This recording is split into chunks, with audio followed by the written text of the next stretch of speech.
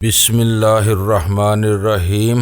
گمنام ہیرو کے معزز ناظرین السلام علیکم۔ آئیے چلتے ہیں کہانی کی طرف۔ تمہاری تجویز درست ہے، اس نے فوراً ہی کہا، لیکن اپنی رائفل لوڈ کر کے فاضل کارتوسوں کی پیٹی بھی ساتھ لے لو۔ گڑبڑ کا ذرا سا شبہ بھی ہوا تو ہمیں ان کو ہوشیار ہونے کوئی موقع دیے بغیر ہی پہلے بار میں ڈھیر کرنا ہوگا۔ مجھے حیرت تھی کہ ان دونوں کے مذاکرات طویل ہو جانے کے باوجود اندر سے کسی مداخلت کے کوئی آثار نظر نہیں آ رہے تھے۔ ہماری زبان سے جانو ماچی کی موت کی خبر سن کر آگے بڑھانے والا ان کا ساتھی ڈیفنس میں ہی ان کے ہاتھوں مارا جا چکا تھا، لیکن ہمیں یہ اندازہ نہیں ہو سکا تھا کہ ان کی کل نفری کتنی تھی اور وہ کس حد تک مسلح تھے۔ تم یہیں ٹھہرو، میں رائفل لے کر آتا ہوں۔ اس شخص کی آواز سنائی دی۔ میرے لیے یہ بات باعث حیرت تھی کہ چوکیدار کو خون ریزی میں اپنا شریک کار بنانے کے باوجود وہ اسے اندر داخل ہونے کی اجازت دینے پر آمادہ نہیں ہوا تھا۔ اس اثنا میں میرا ذہن تیزی سے کام کرتا رہا تھا۔ اندر والے جانو ماچی کے ساتھی تھے اور ان کا براہ راست اس فیکٹری سے کوئی تعلق نہیں ہونا چاہیے تھا، لیکن چوکیدار اس شخص کے ایما پر جتنی آسانی کے ساتھ قتل اور خون ریزی پر آمادہ ہو گیا تھا، اس سے یہ ظاہر ہو رہا تھا کہ ان دونوں میں سے کوئی ایسی قدر مشترک تھی کہ باہمی جان پہچان نہ ہونے کے باوجود بھی وہ ایک دوسرے کے معاون اور مددگار ثابت ہو رہے تھے۔ اس اعتبار سے فائن ٹمبر فیکٹری کا وہ چوکیدار بھی ڈاکو قاتلوں اور اغوا کنندگان کی صف میں کھڑا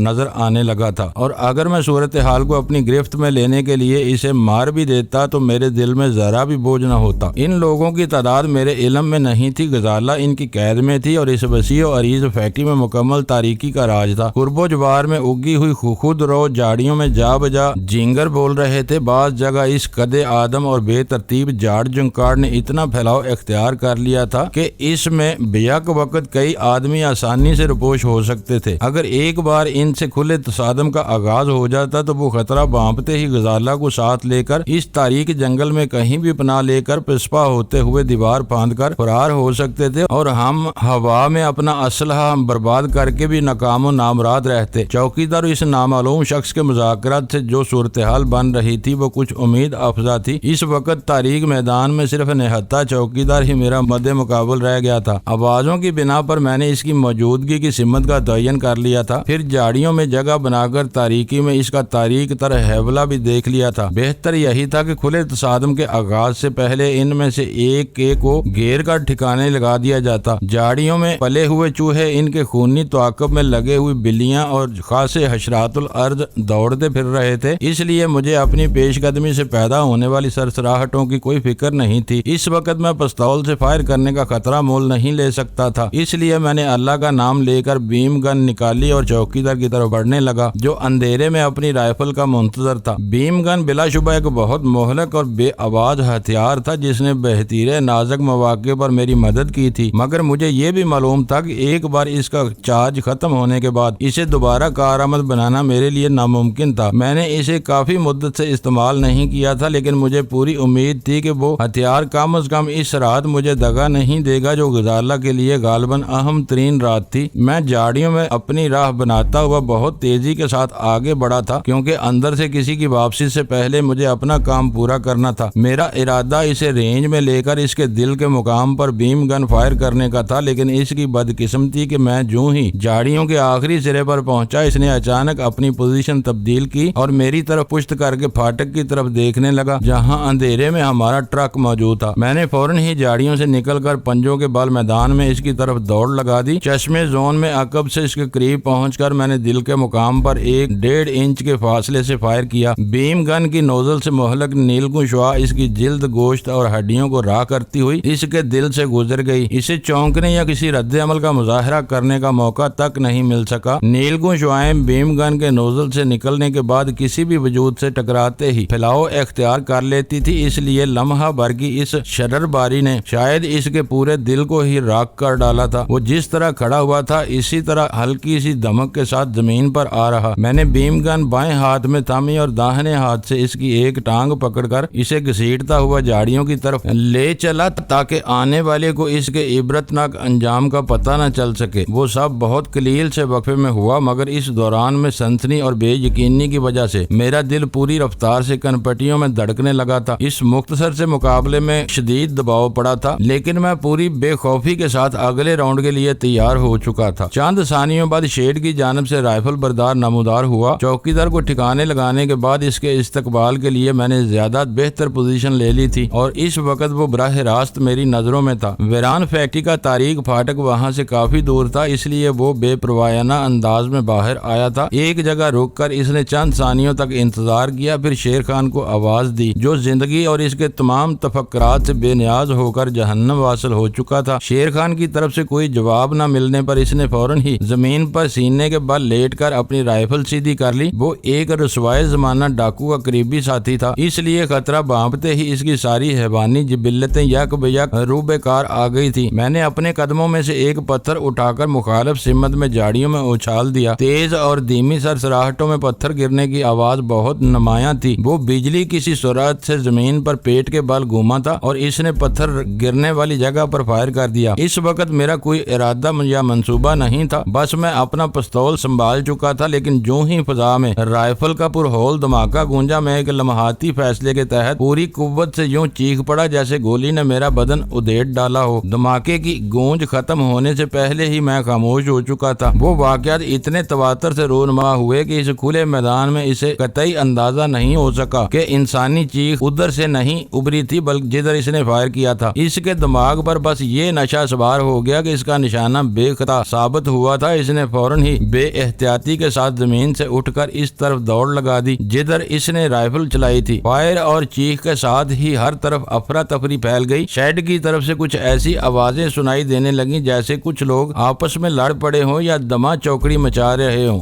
دوسری طرف میرے ساتھیوں میں بھی تشویش کی لہر دوڑ گئی تھی اور وہ تینوں تیزی سے اس طرف بھاگے چلے آ رہے تھے۔ اس ڈاکو کے دیدہ دلیرانہ فائر نے میرے ارادوں پر پانی پھیر دیا تھا۔ رپوش رہ کر ان لوگوں تک رسائی حاصل کرنے کی کوشش کرنے کی بجائے اب کھل کر مقابلہ کرنا ضروری ہو چکا تھا۔ اپنے متوقع شکار تک رسائی کے وحشیانہ جنون میں وہ رائفل بردار ڈاکو جو ہی دوڑتا ہوا میری زد میں آیا، میں نے پستول سیدھا کر کے اس پر گولی داغ دی۔ اس بار وہ غضبناک انداز میں چیخا تھا۔ اندھیرے میں بھاگتے ہوئے شکار کا بالکل صحیح نشانہ لینا کسی ماہر ترین نشانے باز کے لیے بھی ممکن نہیں ہوتا، اس لیے میری گولی اسے کوئی مہلک زخم نہیں لگا سکی تھی۔ البتہ زخمی ہوتے ہی وہ رائفل پھینک کر شیڈ کی طرف دوڑ پڑا تھا۔ اس نے اپنی کمین گاہ چھوڑ کر رائفل پر قبضہ کر لیا۔ اس کے دستے پر تازہ خون کی چپچپاہٹ سے اندازہ ہوا کہ میری گولی نے شاید اس کا شانہ زخمی کر دیا تھا، اس لیے وہ رائفل اور کارتوسوں کی پیٹی پھینک کر وہاں سے فرار ہونے پر مجبور ہو گیا تھا۔ شیر خان، ادھر گولیاں کیوں چل رہی ہیں؟ کون کون زخمی ہوا ہے؟ دور ہی سے جہانگیر کی وحشت زدہ بلکہ ہذیانی آواز سنائی دی۔ اسی لمحے شیڈ کے اندر گولی چلی اور ایک مردانہ چیخ سنائی دی اور میں مضطرب ہو گیا۔ غزالہ کے ہاتھ اسلحہ لگ گیا تھا یا پھر ان ہی میں سے کسی نے بکھلاہٹ میں اپنے کسی ساتھی کو زخمی کر دیا تھا، لیکن یہ امر یقینی تھا کہ اندر بھی مزاحمت اور مقابلے کا آغاز ہو گیا تھا۔ شیر خان بھاگ گیا۔ میں نے اونچی آواز میں کہا، سنبھل کر آنا ورنہ گولیوں کا نشانہ بن جاؤ گے۔ میرا فکرہ مکمل ہونے سے پہلے ہی شیڈ کی طرف سے تڑ گولیاں چلنے لگیں۔ وہ واضح طور پر 2 عدد خود کار کلاشنکوف رائفلیں تھیں جو نیم دائرے کی صورت میں شیڈ کے سامنے والے پورے علاقے کو کور کر رہی تھی۔ میں فائرنگ کی ابتدا ہوتے ہی جاڑیوں میں لیٹ گیا اور اندازے کی بنا پر شیڈ کے داخلی راستے کی طرف رائفل چلا دی، لیکن وہ فائر رائے گاں گیا۔ اس کے کھلے مقابلے میں نہ پستول کارآمد تھا نہ ہی بیم گن کسی کام آ سکتی تھی۔ جدید اور خود کار اسلحے کی تباہ کن فائر پاور کے مقابلے سامنے رائفل بھی ناکارہ ہو کر رہ گئی تھی۔ میں دل ہی دل میں دعا کر رہا تھا کہ میرے ساتھی بکھلاہٹ میں اپنا اسلحہ کا تھیلا ساتھ لانا نہ بھولے ہوں۔ ان لوگوں پر بھرپور جوابی حملے کیے بغیر نہ ہم انہیں زیر کر سکتے تھے اور نہ فرار ہونے سے روک سکتے تھے۔ ان کی طرف سے گولیوں کی تڑتڑاہٹ جاری تھی اور یوں معلوم ہو رہا تھا جیسے ہم پوری طرح ان کے دباؤ میں آ گئے ہوں کہ اچانک مخالف سمت سے شیڈ پر خود کار سب مشین گن کا فائر شروع ہو گیا اور پہلے ہی حلے میں حریفوں کی طرف سے ابھرنے والی 2 چیخوں پر میرا دل باغ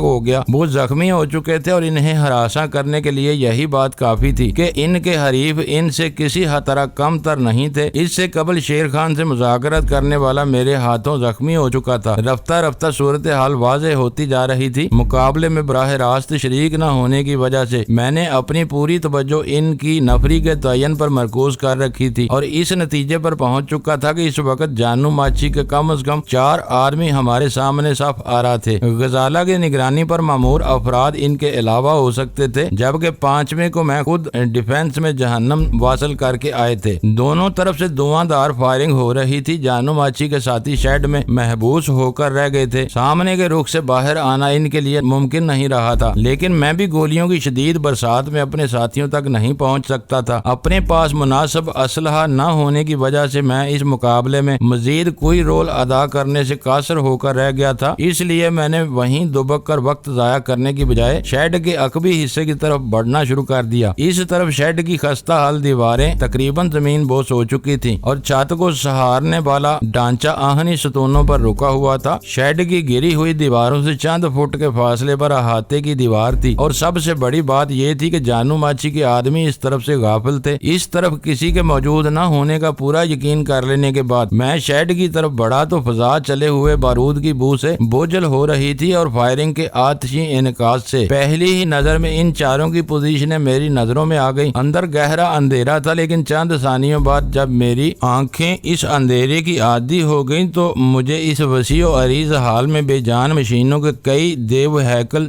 ڈھانچے استادہ نظر آئے، جن میں سے ایک آدھا ان ڈاکوؤں سے اتنا قریب تھا کہ میں اس کی آڑ لے کر ان پر اپنی بیم گن آزما سکتا تھا۔ اس ڈھانچے کی طرف بڑھتے ہوئے میری پوری طرح مستعد تھا۔ 4 ڈاکو میری نظروں کے سامنے تھے، لیکن غزالہ مجھے کہیں نظر نہیں آئی تھی۔ وہ ان عورتوں میں سے نہیں تھی جو ایسے دشوار حالات میں خود کو تقدیر کے حوالے کر کے ایک گوشے میں سر جھکائے بیٹھی رہتی ہیں۔ جانو ماچی کے آدمیوں نے مقابلہ شروع ہو جانے کے بعد یا تو اسے بے ہوش اور یا بے بس کر کے کسی کونے میں ڈال دیا تھا، یا ان کا کوئی ساتھی غزالہ کی نگرانی پر مامور تھا۔ میرے لیے ہر 2 صورتوں میں غزالہ تک پہنچنا بہت اہم تھا، مگر اس کی فکر میں پڑھ کر میں ان چاروں کو ڈھیل نہیں دے سکتا تھا۔ ان چاروں کی مسلسل فائرنگ کی وجہ سے شاید کوئی زیر زمین دمدمہ محسوس ہو رہا تھا، جہاں ہوا کا مناسب گزر نہ ہونے کی وجہ سے گھٹن محسوس ہو رہی تھی۔ میں نے ایک آرا مشین کی اوٹ میں پوزیشن لے کر پستول بائیں ہاتھ میں سنبھالا اور بیم گن کے قریب ترین حریف کی کھوپڑی کا نشانہ لے کر ٹریگر دبا دیا۔ شیر خان تو دل راکھ ہوتے ہی حیرت ناک صورت کے ساتھ بے حس و حرکت ہو کر رہ گیا تھا، مگر کھوپڑی پر بیم گن کی مہلک نیل گونج دار کھانے والا اچانک ہی اپنی جگہ لٹو کی طرح تیزی سے گھوما۔ اس کی کلاشن کو پرشور آواز کے ساتھ زمین پر گری اور پھر وہ بھی ایک دھماکے کے ساتھ دور جا گرا۔ ٹریگر چھوٹتے ہی شعائیں معدم ہو گئیں، لیکن میرے اس فائر کی وجہ سے شیڈ کی تاریک فضا میں لمحہ بھر کے لیے پر اسرار سی نیلی روشنی پھیل گئی، جس نے باقی تینوں کو چونکا دیا اور ان کی فائرنگ کے تسلسل میں غیر ارادی طور پر خلل واقع ہو گیا۔ پھر انہوں نے اپنے ساتھی کو پھرکی کی طرح ناچ کر گرتے دیکھا تو غالباً ان کے حواس باختہ ہو گئے۔ گرنے والے کی ناک اور حلق سے چند ثانیوں کے لیے خوفناک آوازیں برآمد ہوئیں اور وہ بے حس و حرکت ہو گیا۔ کالو کالو کیا ہوا؟ شیڈ میں ان تینوں کی ملی جلی خوفزدہ آوازیں ابھری۔ اسی لمحے میں نے اندھیرے میں تاک کر دوسرے کے سینے پر بیم گن فائر کر دی۔ باقیہ دونوں نے اسے ڈھیر ہوتا دیکھ کر بوکھلا گئے۔ ایک پلٹ کر بھاگا، دوسرے نے میری کمیں گاہ کی طرف برسٹ مارا۔ ساری گولیاں مشین کے زنگ خوردہ مگر مضبوط فولادی ڈھانچے سے ٹکرا کر اچٹ گئیں۔ بھاگنے والا جو ہی میری زد میں آیا، بیم گن کی شعائیں اس کے پیٹ میں اترتی چلی گئیں اور وہ وہیں زمین پر گر کر کسی ذبح ہوتے ہوئے بکرے کی طرح چیخنے لگا۔ وہ تینوں ڈاکو آنن فانن میں چٹ پٹ ہوئے تھے، اس لیے اکیلا رہ جانے والا بری طرح بدک کر شیڈ سے نکاسی کے راستے کی طرف بھاگا۔ شاید گولیوں سے زیادہ وہ بے آواز شعاؤں سے دہشت زدہ ہو گیا تھا، لیکن جو ہی وہ دیوار کی اوٹ سے نکل کر نکاسی والے خلا کے سامنے پہنچا، باہر سے آنے والی گولیوں کی بوچھاڑ نے اس کے وجود کو چھلنی کر کے اندر اچھال دیا اور وہ بھی دردناک چیخوں کے ساتھ تڑپنے لگا۔ اس دوران میں اندر کہیں سے کوئی مداخلت نہیں ہوئی تھی۔ 2 حریف ٹھنڈے ہو چکے تھے اور 2 زخمی ہو کر موت کی دہلیز پر ایڑیاں رگڑ رہے تھے، جس کا مطلب تھا کہ اندر ان کا کوئی ہمدرد یا ساتھی باقی نہیں رہا تھا جو ان کی مدد کو آتا۔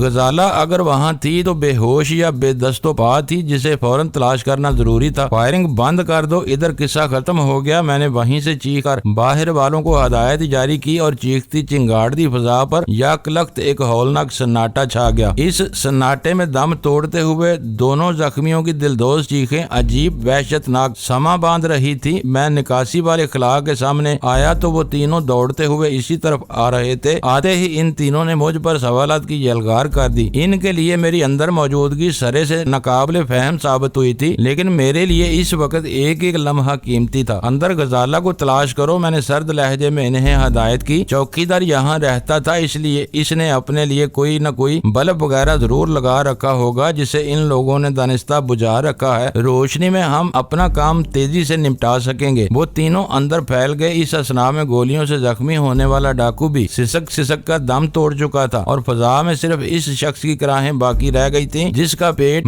بیم گن نے چھید ڈالا تھا۔ میں تیزی سے اس کے قریب پہنچ گیا۔ وہ کرب اور نیم گشی کے عالم میں بری طرح مدد کے لیے کراہ رہا تھا۔ میں نے اس کے جسم کو سہارا دیا تو وہ بالکل خشک تھا۔ بیم گن کی خوبی یا خرابی یہی تھی کہ اس سے کوئی ایسا زخم نہیں آتا تھا جس سے خون یا کوئی اور سیال بہ نکلے۔ نیلگوں شعائیں اپنی راہ میں حائل ہونے والی ہر شے کو جلا کر یوں بسم کرتی تھی کہ زخم کے سرے جلے ہوئے ریشوں کے سبب سے خود بخود بند ہو جاتے تھے۔ تمہیں بچا لیا جائے گا مگر پہلے یہ بتاؤ کہ لڑکی کہاں ہے؟ میں نے اس کے رخسار پر زور زور سے تھپڑ مارتے ہوئے سوال کیا۔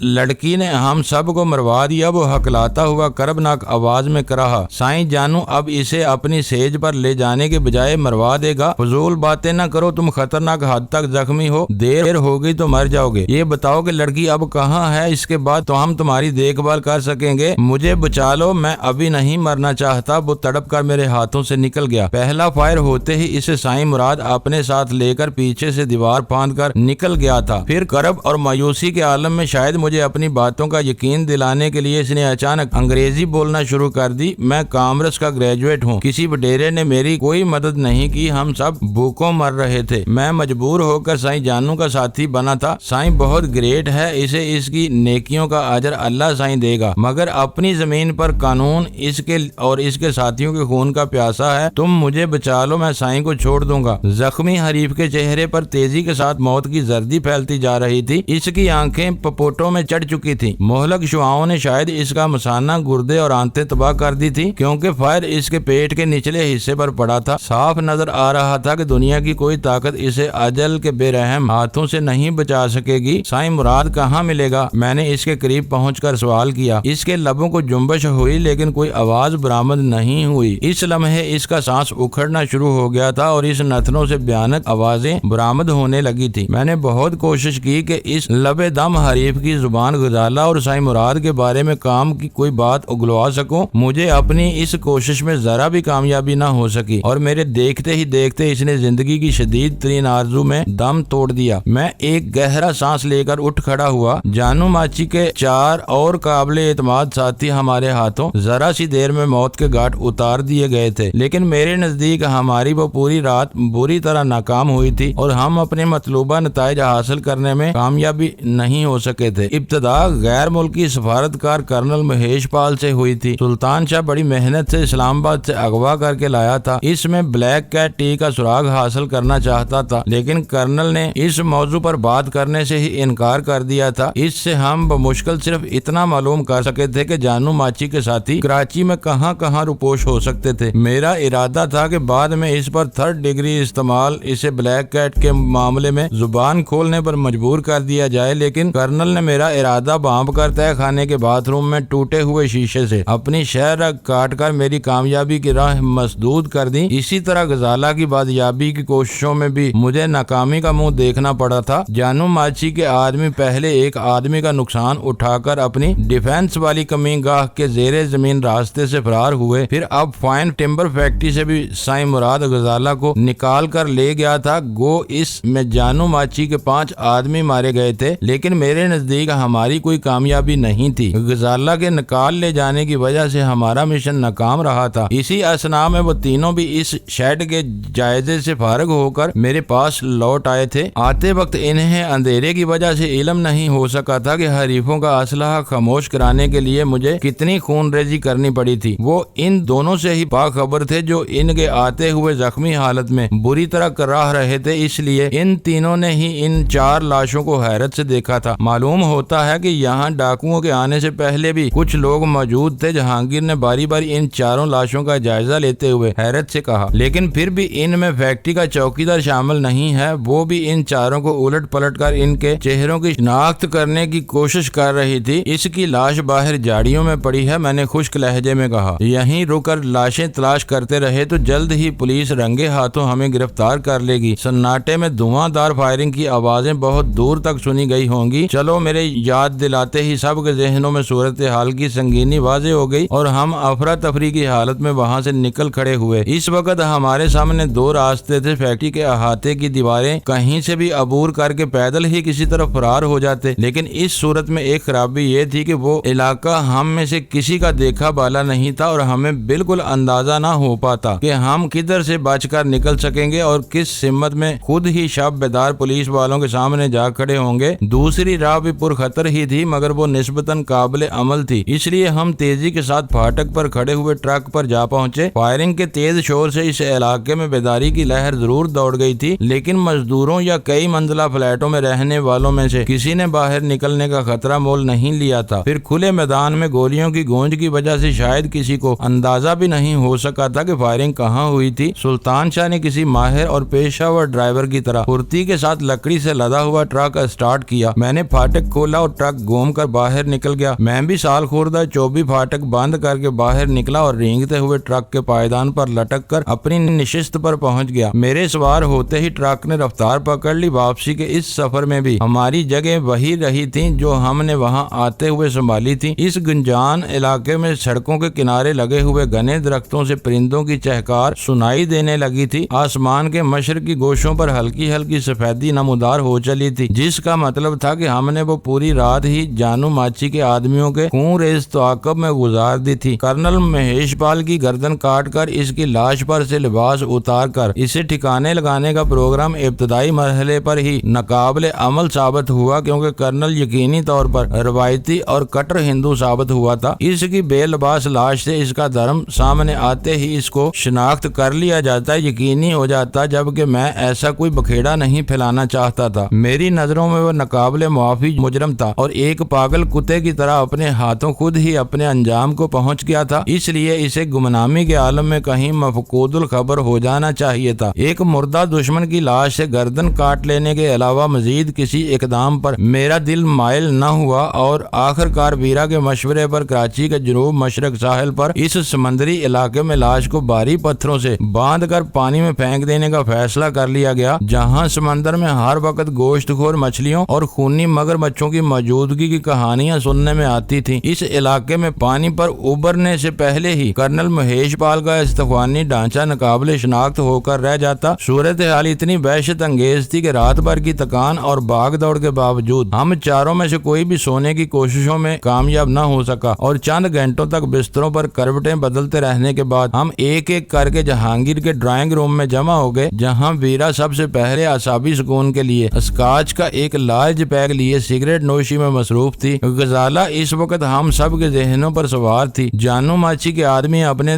دونوں معتبر ٹھکانوں پر بری طرح ناکام ہو کر موت کے گھاٹ اتر چکے تھے، اس لیے کچھ نہیں کہا جا سکتا تھا کہ مراد اسے لے کر کہاں روپوش ہوا ہوگا۔ بہت غور کرنے کے بعد میں اس نتیجے پر پہنچی ہوں کہ اب ہمیں غزالہ کے بارے میں زیادہ فکر مند ہونے کی ضرورت نہیں ہے۔ ویرا نے اپنے گلاس سے ایک ہلکی سی چسکی لے کر کہا، رات بھر شراب کے مٹکے میں ڈبکیاں کھانے کے بعد صبح کو مشکل سے باہر آنے میں کامیاب ہوا تو اس کے ننھے سے ذہن میں بھی ایسے ہی نادر خیالات اگنے شروع ہو گئے تھے۔ سلطان شاہ نے ویرا کو یکسر نظر انداز کر کے براہ راست مجھ سے کہا، ایک رائے یہ بھی ہو سکتی ہے کہ ہمیں اللہ کا شکر ادا کرنا چاہیے کہ مراد غزالہ کو اپنے ساتھ لے گیا اور وہ ہمارے ساتھ نہیں آ سکی۔ ہو سکتا تھا کہ وہ ہمارے ہاتھ زیادہ محفوظ نہ ہوتی۔ پی میں رہی ہوں لیکن نشہ تمہارے گھر کے چوہوں کو چڑھ رہا ہے۔ ویرا اس کے تبصرے پر چڑے بغیر ترکی بے ترکی جہانگیر سے مخاطب ہو گئی، مجھے تو یہ سوچ کر ہی ہول آ رہے ہیں کہ غزالہ 6 وحشی درندوں کی قید میں تھی۔ اگر جانو ماچی نے اس کے لیے اپنی پسند کا اظہار نہ کیا ہوتا تو وہ بیڑیے نہ جانے اس کا کیا حشر کرتے۔ ایک کو انہوں نے صدمے کے عالم میں خود بھون ڈالا، 4 کو ہم نے ٹھکانے لگا دیا۔ اب غزالہ کا واسطہ صرف مراد سے ہے، مجھے پورا یقین ہے کہ وہ برابر کے اس مقابلے میں کسی نہ کسی طرح فاتح ہو کر نکلے گی۔ مجھے معلوم ہے کہ انگلینڈ میں میرے آدمیوں کی تحویل سے نکل بھاگنے کے بعد اس نے اپنا پیچھا کرنے والوں کو کیا تگنی کا ناچ نچایا تھا۔ میرا خیال ہے کہ تم جہانگیر کے ساتھ کرنل کی لاش کو ٹھکانے لگا آؤ۔ میں نے ویرا کی بات کا وزن محسوس کرتے ہوئے سلطان شاہ کو وہاں سے ٹالنے کی نیت سے کہا، گھر میں لاش کو زیادہ دیر تک لیے بیٹھنا خطرناک بھی ثابت ہو سکتا ہے۔ اس دوران میں سوچتا ہوں کہ ہمیں کیا کرنا ہوگا۔ کرنل کے سفارت خانے کا کراچی میں قونصلیٹ بھی ہے، سلطان شاہ نے تلخ لہجے میں کہا۔ اب یہ بات ثابت ہو گئی ہے کہ غزالہ کے اغوا میں براہ راست نہ صحیح لیکن بالواسطہ طور پر یہ لوگ بھی ملوث تھے، تو تم دیکھ لینا کہ میں ان لوگوں کا کیا حشر کرتا ہوں۔ تم مراد اور بلیک کیٹ ٹی کو ڈھونڈتے رہ جاؤ گے اور میں اس عمارت کو کھنڈر میں تبدیل کر دوں گا۔ اب یہ معاملہ میری برداشت سے باہر ہوتا جا رہا ہے۔ میں نے سرد نظروں سے اسے گھورتے ہوئے کہا، میری اجازت کے بغیر تم ایسی کوئی کارروائی نہیں کرو گے۔ اپنے ایک ذاتی معاملے کے لیے میں اپنے ملک اور حکومت کے لیے کوئی سنگین سفارتی جھگڑا کھڑا نہیں کرنا چاہتا۔ وہ زہریلے انداز میں ہنستا ہوا اپنی جگہ سے اٹھ گیا اور بولا، تم حکومت کی فکر میں دبلے ہوتے رہو، حکومت کو تمہاری اور تم جیسوں کی کوئی فکر نہیں ہے۔ روز اغوا ہو رہے ہیں، ڈاکے پڑ رہے ہیں، ڈنکے کی چوٹ پر لاکھوں اور کروڑوں کا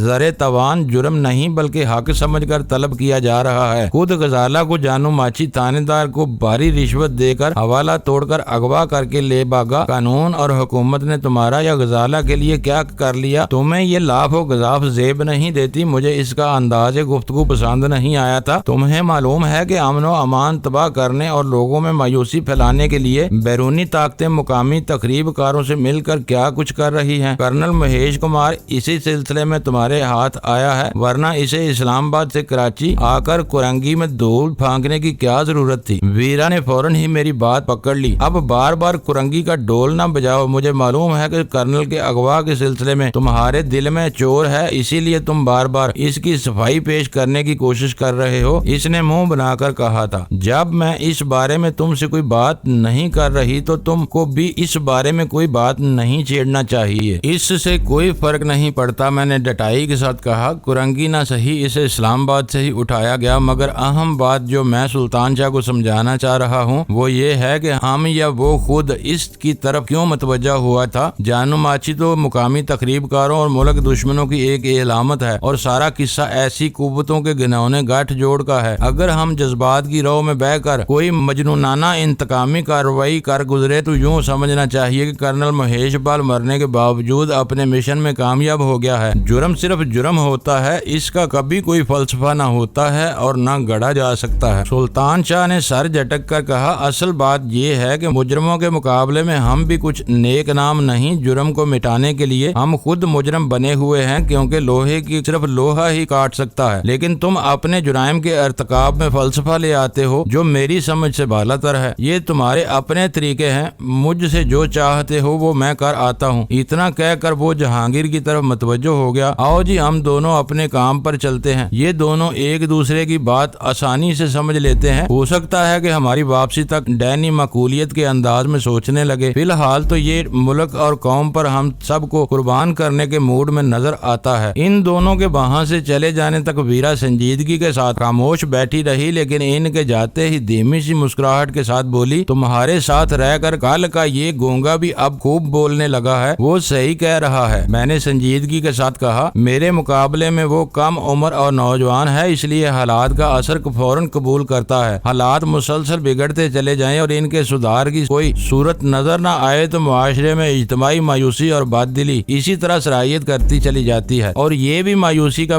پہلا مرحلہ ہے۔ اس کے بعد دوسرا مرحلہ تباہ کن ہوتا ہے، جب امن پسند اور پڑھے لکھے لوگ بھی اپنی مسلسل مظلومیت سے تنگ آ کر ہتھیار اٹھانے اور سرکشی کرنے پر مجبور ہو جاتے ہیں۔ کرنل مہیش پال اور اس کے ہواری دراصل ہمیں اسی راہ پر دھکیل رہے ہیں۔ خدا کی پناہ، وہ حیرت سے بولی، اس وقت تو تم واقعی کوئی راہب یا مسلح نظر آ رہے ہو۔ مجھے اندازہ نہیں تھا کہ ان معاملات میں اب تم اس قدر حساس ہو چکے ہو۔ یہ آج کی بات نہیں ہے، میں ہمیشہ سے اسی قدر حساس رہا ہوں اور اسی وجہ سے تم شی سے باغی ہوئے ہو۔ اس نے میری بات میں ایک ٹکڑا لگایا۔ حالات کے جبر سے مجبور ہو کر میں نے شی میں شمولیت اختیار کی تھی، میں نے اعتراف کیا، لیکن جب میری ضروریات پوری ہونے لگیں تو میرا ضمیر کچوکے لگانے لگا۔ یہی بات تو سمجھنے والی ہے کہ جب آدمی کا پیٹ خالی ہو تو اس کا ضمیر سو جاتا ہے۔ حلق تک حرام کھا لینے کے بعد جب ضمیر یکا یک جاگتا ہے تو آدمی تمہاری طرح مسلح بن جاتا ہے۔ ارے بابا، یہ سب تم کسے سنا رہے ہو؟ تم وہی ڈینی ہو، میں وہی ویرا لائڈ ہوں۔ ہم مل جل کر بھیانک ترین جرائم کرتے رہے ہیں، اس لیے تمہاری یہ باتیں سلطان شاہ کے نہیں مجھے بھی عجیب سی محسوس ہوتی ہیں۔ شکر ہے کہ کسی بات پر تم اس سے متفق ہوتی ہوئی نظر آئی ہو۔ وہ ہنس پڑی۔ ضد اور ہٹ درمی کی اور بات ہے، ورنہ حقیقت یہ ہے کہ وہ اکثر و بیشتر عقل کی باتیں کرتا ہے۔ اگر وہ عورتوں کا احترام کرنا سیکھ لے تو ہیرا بن سکتا ہے۔ معزز ناظرین، لائک کریں، شیئر کریں اور کمنٹس باکس میں پاک آرمی زندہ باد، پاکستان پائندہ آباد کا نعرہ ضرور درج کر کے اپنے ملک پر فخر کریں اور پاکستان کی بنیادیں مضبوط کرنے میں اپنا کردار ادا کریں۔ ویڈیو دیکھنے کا شکریہ۔ معزز ناظرین، اپنا خیال رکھیے گا اور ہمارے چینل کا بھی۔ ISI پاک آرمی زندہ باد، پاکستان پائندہ آباد۔